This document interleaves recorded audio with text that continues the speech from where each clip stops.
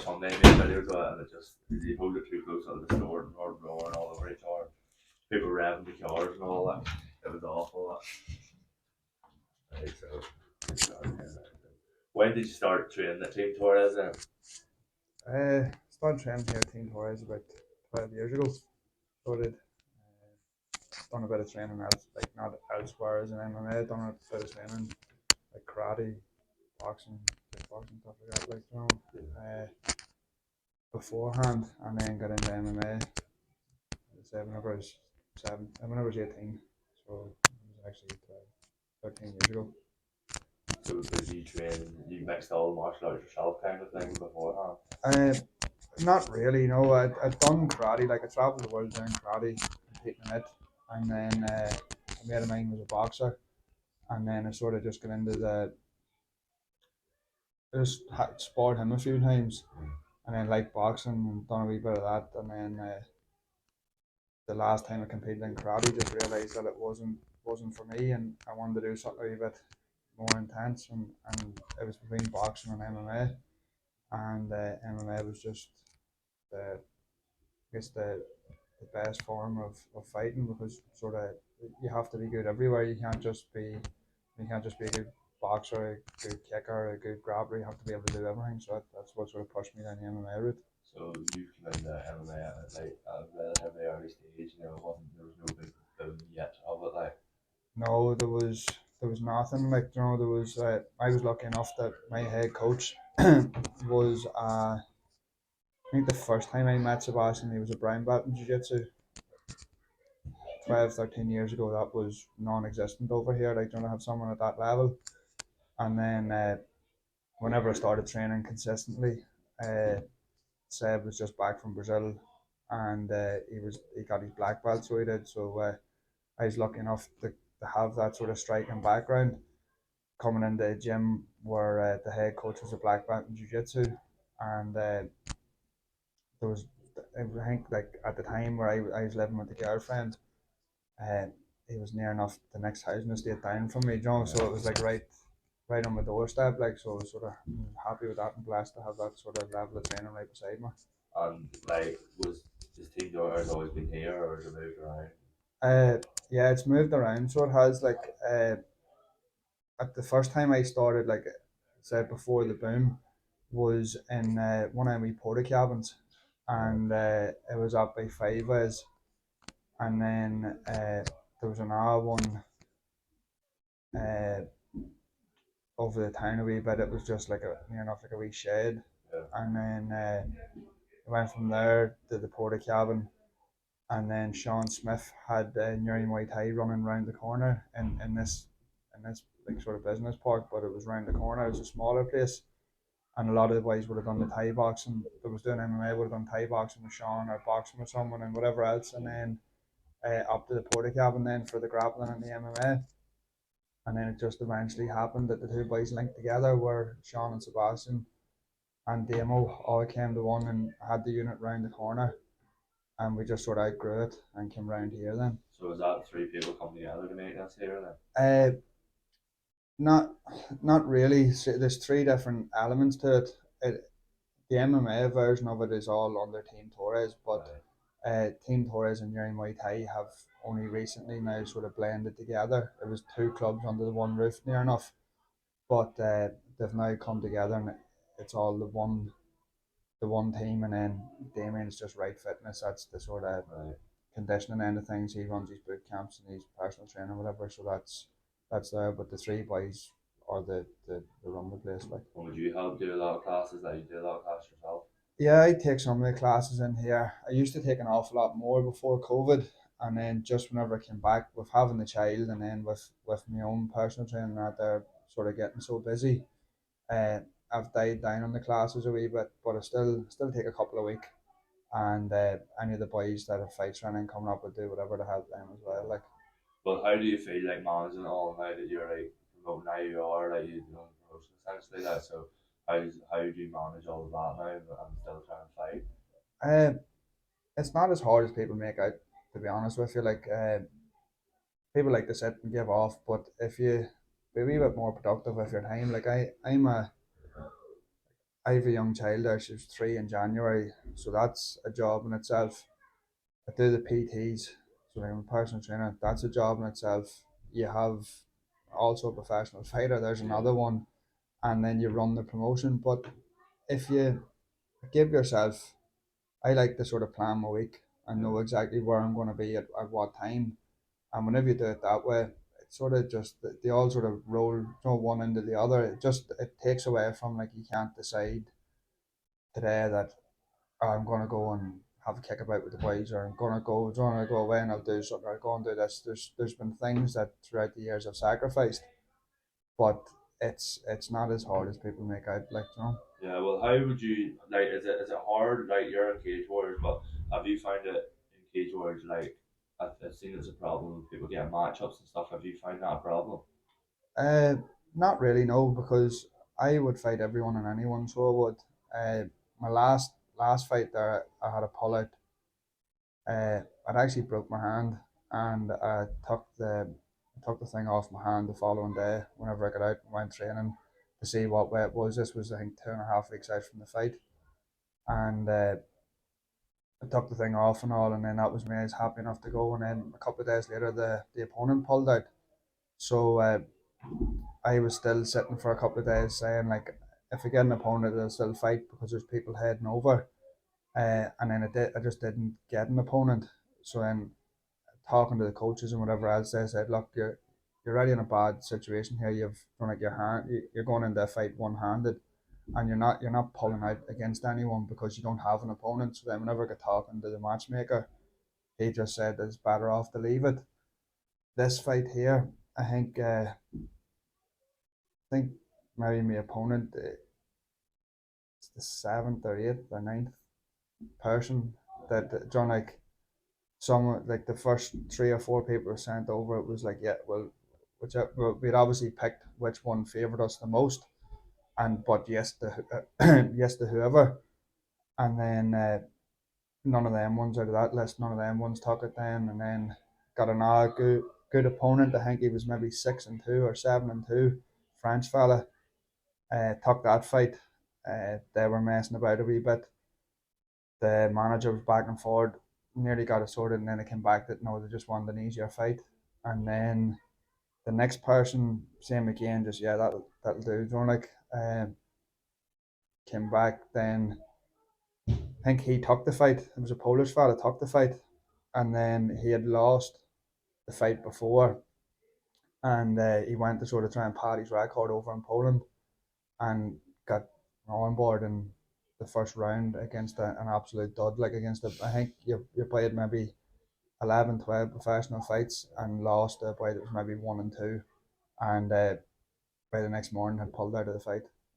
So whenever I agreed to fight the fella I'm fighting now, I had actually, I thought it was the person before him that had agreed to fight, and then I didn't realize there was a change from that, and it was only whenever I looked back, it was the wrong person. I was sent to, I think there were 2 Brazilians, and they were fighting, and I said yes, thinking that it was the other Brazilian, and it wasn't actually the person. So I agreed to fight someone completely different off it, but it didn't really matter at the end of the day. You know, like, you put your training in, and here at this stage, will he show up in 2 weeks? Fuck, if he does, he does. If he doesn't, he doesn't. They'll get me someone else, and I'll be there to fight. Like, Yeah, well, that's like I just find that like with ever talking to other fire stuff, it's like in Cage Warriors and around other promotions, like, and you run the promotion, you'll see it like how do you deal in IUR, with people pulling out short notice and you having to find new fires and stuff. uh, obviously now there's a massive difference between your and Cage Warriors, but I there's only certain clubs that I'll deal with everyone and anyone, but there's only certain clubs that are consistently back on the show, and they're like the clubs that are willing to fight. You know that whenever they say, like, here, unless obviously there's a massive discrepancy in some records or whatever, a lot of the people are just happy enough to get a fight. You know, like, so if they say, yeah, stick me in Decky for the 25th of June, I would say out of the core group of fighters that be on the show,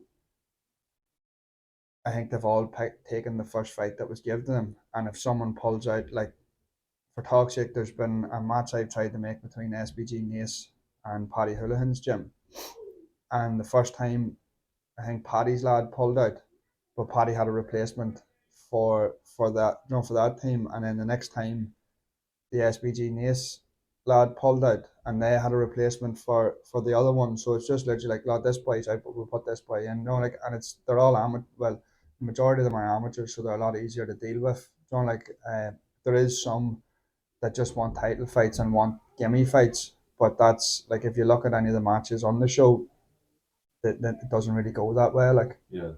Well, have you ever looked at like the lack of MMA for like media coverage or anything in Ireland? Have you ever thought about that? Like there's no like the Irish News hasn't got anything dedicated, and despite the sport's absolutely massive, and I'm from Newcastle. This is the closest gym to me, 40 yeah, minutes away. Like, and there's nothing around home, and this year. Like I would think of Team Torres and SBG as the two main ones in Ireland. You know what I mean? yeah, And there still isn't that there still isn't that big of coverage for it, despite like Conor McGregor being from down the road being the biggest fighter ever. There's yeah. still not that emphasis put on the sport in Ireland. Yeah, it is like that's the same. I'm fighting here on the main card in the three arena, Yeah, and the papers haven't been round, they haven't been anything, but they're happy enough to put the local football team that's playing the local football team in the paper, So it is what it is, Like it's ridiculous, but uh, they're gonna have to pay attention to this at some stage. It's just the country that we're in. Football and Gaelic comes first, Like, and they'd rather see the the kickabout, or the not the kickabout, sorry, the match between whoever in the like about paper. 50 times Yeah, more. Like the play, and like they just that's more what they're into. But the social media aspect for fighting, the amount of people now that are doing the different wee podcasts and different interviews and all to give the fighters, the coverage is brilliant. Yeah, Like, back whenever I started, interviews just weren't a thing.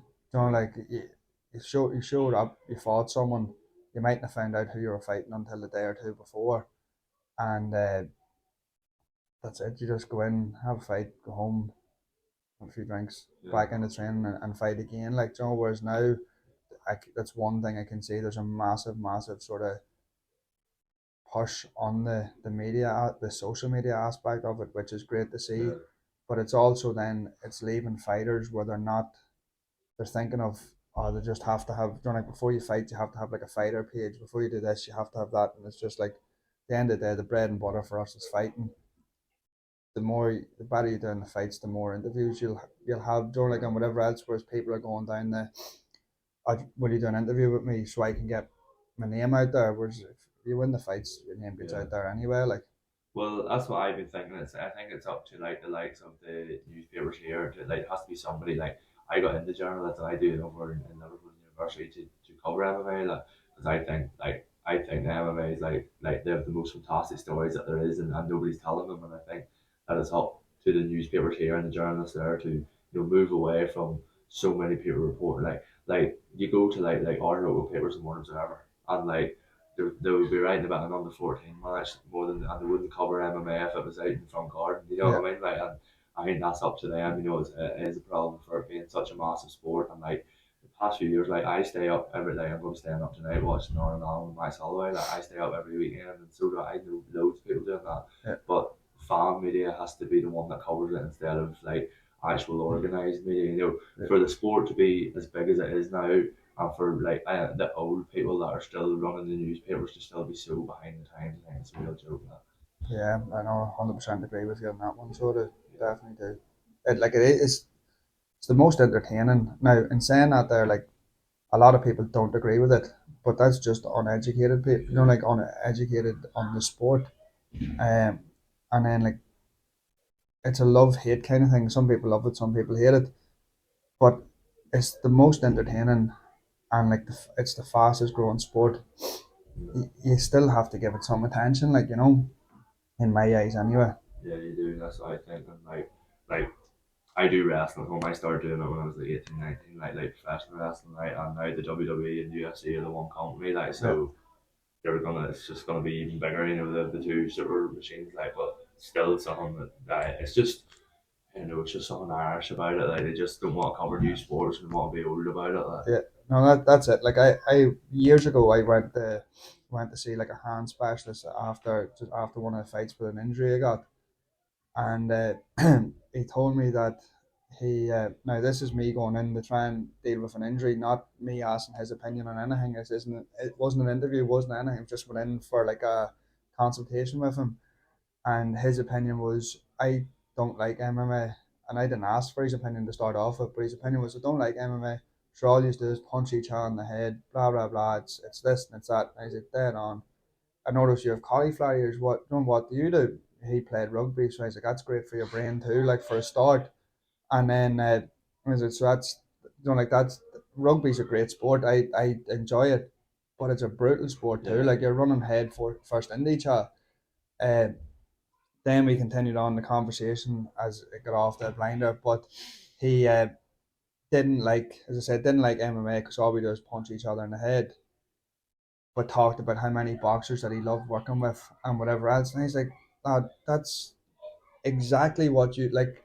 I then started playing the card, whereas like I broke my hand right at the start of the fight, and then it turned into a grappling match. So I think in the fight, I did actually only take maybe 2 or 3 punches, and you're by 10 at tops, and then it turned into a grappling match.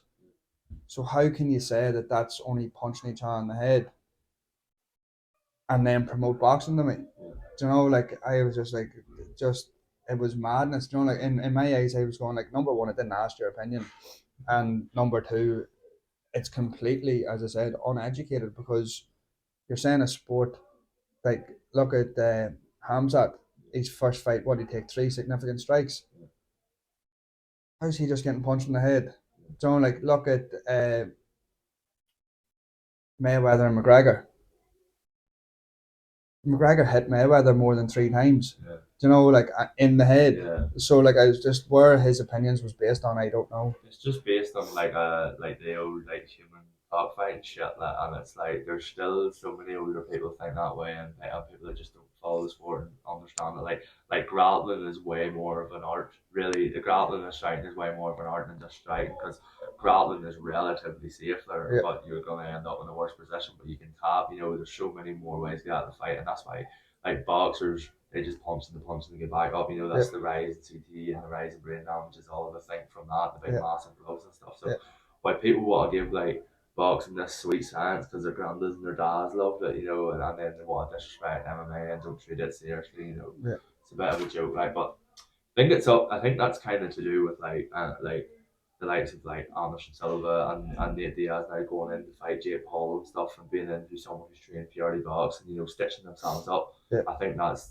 kind of damaging the sport a bit for people to be like, oh, boxing's better, you know what I mean, yeah. and stuff like that. Like, I think if anything, that's damaging the sport of boxing because an Egypt that's on YouTube is now one of the biggest boxing draws, and like he can't box like John, and he's got power. Like don't get me wrong, he does have power, and he's entertaining and stuff. But Mayweather fought over in the O2 a couple of weeks ago, and the only reason I heard about it was because a boy from Drogheda got on the card in a couple of days' notice. The biggest draws in boxing is Jake Paul fights. So you have people that have dedicated their whole life to the sport, and this Egypt is coming in. Like, look at Tommy Fury for talk's sake. Nobody cares. Like, if he was fighting in the town hall, I wouldn't go and watch him. Like, you know, and that's just like being honest. The biggest fight of his career, biggest fight of his life, probably is well, it might be the rematch, but the biggest fight of his life so far was Jake Paul. yeah, That's ridiculous. And the ticket sales on that compared to like a proper boxing match is just like it's not good. It's not good for the yeah, sport to have someone like him just come in and change. And that's sort of like the way social media is going and sort of ruining sports. Whereas yeah, at least with MMA, I find with it being like promotion orientated, it doesn't happen as much then because there's like a structure to who fights who. Yeah. Like whenever you have like how Tommy Fury or not Tommy, sorry, how Tyson and Usually. not even well that yes, but George Zora's last fight. yeah, like no, that fight didn't make sense to be making. Anthony Joshua, why the two of them haven't fought is ridiculous. Like if that was MMA, the two of them would have fought a long time ago. And it's not number one fights number two. So like that's Yeah. the downside. The boxing, I think that's how MMA is caught up, and in my eyes overtook it. I think it's over too because the time like there's only you're lucky if there's one big boxing fight a year at this stage, you know, and like and back on to the MMA coverage and it gets covered by everyone by Sky Sports and stuff. I know that like Sky Sports don't have the rights to UFC, BT does, but they can still cover it if they want to, but they just still don't, you know what I mean? Like and BT Sport have nothing, they put out the promos and stuff, but they've no news really covering it as much as they should, you know, they do interviews and stuff, but like Sky Sports will push Anthony Joshua and Tyson Fury, and they don't have the rights to Tyson Fury, but they push him to the moon, and it's just like he's doing one crap fight a year at this stage, and MMA is just like everybody's ranting and raving about it all week long. You know, I think it's all relied on fan media now at this stage, like but they'll be coming to the O2 now twice a year, you know, and they still can't get back to Dublin. That's another thing about Croke Park. You know, they're Croke Park are refusing to let anybody like fight, even Katie Taylor to fight in Ireland, and like just how much if UFC got to Ireland, which should have happened years ago, like just how much the sport would have expanded. You know what I mean? Yeah, that's it. Like the two, I think there was two fight nights in the three arena, and like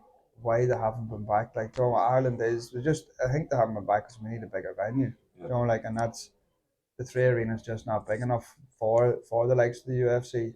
But they done the two. The first one with McGregor and Brandal, and then the second one McGregor wasn't on it. I think maybe Paddy Houlihan might have headlined it, but there's no reason for that to stop. Like John, I think that was 2014 was the last Yeah. one. It's now 23, and the level in the country is ridiculous. Like, I trained over in Team Alpha Male, like one of the best teams, like for producing fighters, like, and it's not that they're any better. They just have more people.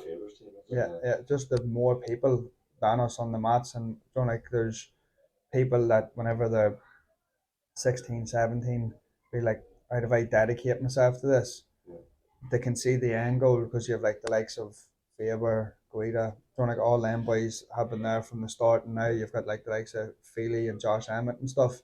So you all like you've them people to look up to the whole way through, and if I just do what they done, I'll get myself there. Like, you know, whereas over here that's just doesn't happen. You've like I was lucky enough that I had like supportive parents, but people like are what are you doing? What are you doing out there? Get yourself a job. Yeah. Don't like go out there, work 5 days a week, go to the pub on a Friday and Saturday, maybe play a game of football Saturday morning, go for your pint Saturday, back to work Monday. That's the culture over here. That's the like the lifestyle of us, like, and then sit in the pub whenever you're maybe 35, 36 and talk about how good you could have been. Yeah. That's the culture over here. That's what it is, like, you know, and the amount of like high level athletes, brilliant footballers, brilliant boxers, brilliant, you know, like different people, like different athletes that you'll at least meet one of them in every pub. Yeah. You know, like, and it's sad to see, like, you know, like our the school system isn't based towards if you play Gaelic, brilliant. Yeah. You know, like, well, I know from where I'm from anyway. If you play Gaelic, brilliant. I remember we used to play, and we'd have the full football pitch, and then it was you used to throw the boys that played soccer in the bottom corner, and used to be a thing called Old Trafford, and it was just pure mud and gutters. You couldn't, you know, like you put your foot in it and you'd lose your ankle, you know, that sort of way, like just down in all the gutters, and just be like, you just go over there and kick the ball about. You know, there's no interest in you, and like that was for the first 3 years of PE anyway. So there's no sports. No, if you didn't play Gaelic, away on you go, get out of the way, like, you know. And it's a sad thing. And one of the things that stood out to me was I was told in third year there was a group of us. We got to the Ulster final, and taken into the change and told like, look, this is probably gonna be the highlight of most of your sporting careers. That's under 14. Do you know what I mean? Like that's people are happy with that. Yeah. It's like that's children playing football. Yeah. that's not a highlight. Like, yes, we got to play in a big stadium at the time, and yeah, there was a bit of buzz about the school and all. I couldn't tell you the people it was. Well, I could tell you maybe four or five, maybe of the people that was on the team with me. That was the biggest thing that stuck out to me was that was a kick in the balls to me. That was a big insult to say to hear that that was going to be at that age that that's what you could say the highlight of my sporting career is going to be. So I think just that was that, like, you know. Yeah, well, I went to Collins there up the road like for school, and it's like they did every sport under the earth but soccer. You know what I mean? Yeah, So it's just like they were still that same kind of mindset. Like now that you're saying that, like I when I went there to the college, I was thinking like they have everything under the sun here, and then like they didn't have a soccer team. You know, yeah, so even that they didn't have that, but that's still the same thing. So like you're facing out of Sheila at the end of the month, yeah. and how are you feeling about him? How you come into that fight? As I said, just we're going through options from about maybe 14 weeks out down to about maybe 8 or 9 weeks out, and finally he accepted the fight, and we were good to go. It's a good fight for me. I'm going back down to featherweight, so I'm going to be an awful lot bigger and stronger than him. And I think now with the way I've sort of taken the break from fighting at featherweight, moved up to lightweight to build the strength and power and stuff. Whenever I get back down to featherweight again now, it's going to show big time. Like, and there is going to be, it's going to look, it's not going to look right. There's going to look like there's the two boys, me and him, are two different weight classes, which Yeah, we will be in the cage. Like, I know there's going to be at least a weight class between us, and it's just about performing on the night, getting to perform and at home finally. So like, and this will be my first big stadium in Ireland. Uh, there's a squad in Newry one's heading up and from round here up for support for me. So it's going out and putting on a show and making a statement back at featherweight, getting everything back in line and going on a run. yeah. Is that what you're looking to do going around then? So what's the next year looking like for you then? Do you think? Uh, put him away in fucking in good fashion, and then see what comes next. I know there's one in Italy. There's can't remember where the one is in September, and then there's November as well. Is back in Dublin, so I'll definitely be in the two Irish ones, and where I am in between, I don't know. Yeah, well, I think there's the Rome one last night. That's the only advertising. Then there's the San Diego one later Yeah, in the year. Like, but yeah. so how do you prepare for him? Then you didn't know you had him for until about 9 weeks out. Like, so how would you prepare beforehand? Like, Uh, I was just going around, get myself good to go. I don't really want to be focused on someone for 14 weeks, don't like or 12 weeks or whatever. But whenever I got his name, I watched about 30 seconds, 40 seconds of the fight, and I was like, yeah, we'll take that there. And then just threw it to the back of my mind. I knew what you're going to get. You're getting a wee small, stocky, explosive sort of power puncher. yeah, We have someone like him, only better in here, sort of in around the same size and whatever else. So uh, suited the training well. Masked got my training and got the rounds done with them sort of people. There's two of them that suit this style, and as I said, only recently now have we started to be. I've done everything for myself where I know what traps to set, how to set them, what to do, and what I need to be working on. Now, as I said, this past week or two, I've started. This is where I'll hone in on him specifically, so that I haven't wasted like a full camp just thinking what's he going to do and how's he going to do this and how's he going to do assess it that over. there. I've done everything to get myself in the best position for my game plan and my fight, and now I'll start watch as my training's going to start slowing down the heavy spawns. This will be the last today, and like just all be about making weight from next week. That's where I'll start to focus more on him and start to see the tendencies of what mistakes he makes and where my like traps will Yeah. play into his game, and then that's from there. Then it's all just visualization. And what would your walkabout weight be? You're coming down to 145 now. So what would it be now? Very personal question to be Oh, is honest, it? isn't it? Just what's the weight cutting process really for you? Then? The weight cut's been decent, so it has. Like we started the diet in January, Yeah. and been working with Yannick McKee. He's got me down to like a good place now where everything should be going to plan. That I should hit my target weight next Friday, and then from that there, I'll drop hope relatively easy enough down to the Yeah. So down to the you fight. just so you slowly do it, and then last week cut Yeah, cut do a the bit ago, a wee bit of that, and then that's you done. and And that's me good to go. you weigh in then it's the 29th the card is, so Yeah, you so weigh in the 28th. I'll weigh in about 10 o'clock on the 20th in the morning. Yeah. So what would you do after you weigh in there? How do you charge Um, yourself? just the same. Yannick has everything listed out, and between what the first 2 hours, what you're drinking, the journey between the first hour to 4 hours, what food to consume, and then just keep chipping away at that. He literally has everything just idiot proof for me. Like John, where even whenever I was over in London, it would go as far to he'd be in the hotel's menus, seeing what food there was and what food that I could eat, or he would be checking to say, right, there's a Tesco extra. It's a 5 minute walk down the road, go down here, and you'd have like the shopping cart for you, where you just go in and literally idiot proof, like He has it all set. he has it all set. So it's just going to be a wee bit easier doing it at home this time, like where I'll probably weigh in, stay down there for maybe 2 or 3 hours, get the get refueled and that, and then just come up the road, and then I know exactly where Yannick's going to be with me this time. I think he has maybe 6 or 7 people that's working with him on the yard, so he'll be down with us, stay with him for maybe 2 or 3 hours, and then back up the road and Yeah. get the old home food back into me then, like no. Yeah. So what do you think now? Like you're focused on fighting now, and where does that like for the next year going on the run? Where does that leave you with your like IUR? How do you think Uh, next year that goes? I think the show's only going from strength to strength. Yeah, I was at the last one there, Portugal. So, Happy days. What do you think? I thought it was great. Like me and Ross were on that, man. Oh, lovely, lovely. Yeah, it was like I think I've two more booked for the end of the year, or not for the end of the year. Sorry, 25th of June, the 3rd of December.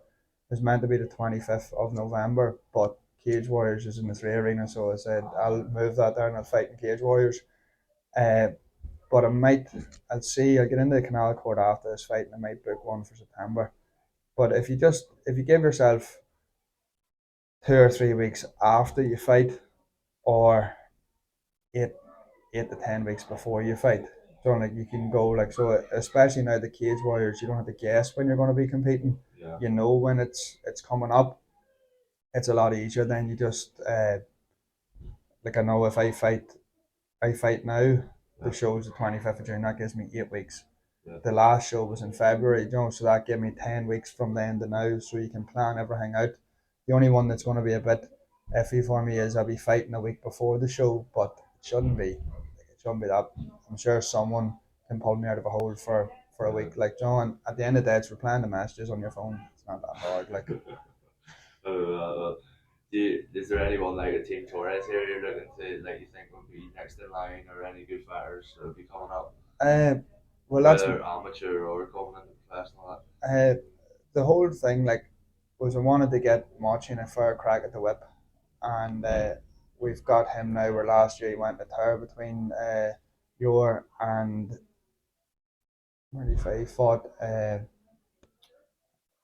Hexagon maybe, and he went 4-1 last year. So that's built him now that whenever it was going to be the first professional title fight. I didn't want the show just to be handing out titles willy nilly to anyone and just like, oh, you can sell me 70, 80 tickets on a title fight.